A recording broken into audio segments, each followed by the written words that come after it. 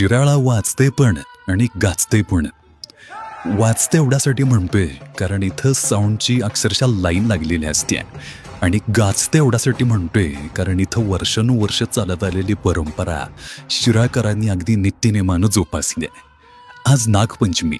संपूर्ण जगभरात नुसतं शिराळाचंच नाव आहे, कारण इथं आजच्या दिवशी नागांना पूजलं जातं. नाग म्हणजे शिराळकरांचं आराध्य दैवत. इथल्या महिला नागाकडं भाऊ पाठीराखा म्हणून बघतात आणि या नागांची या महिला पूजा देखील करतात. महायोगी गोरक्षनाथ यांनी सुरू केलेल्या या परंपरेला हजारो वर्षांची परंपरा आहे, आणि वर्षानुवर्ष ही चालत आलेली परंपरा अजूनही शिराळकरांनी अबाधित ठेवली. नाग म्हटलं की आपल्याला भीती वाटते, पण शिराळकरांसाठी नाग म्हणजे देव, मित्र, भाऊ, पाठीराखा अशा विविध रूपात आहे. नागपंचमीच्या सर्वांना हार्दिक शुभेच्छा.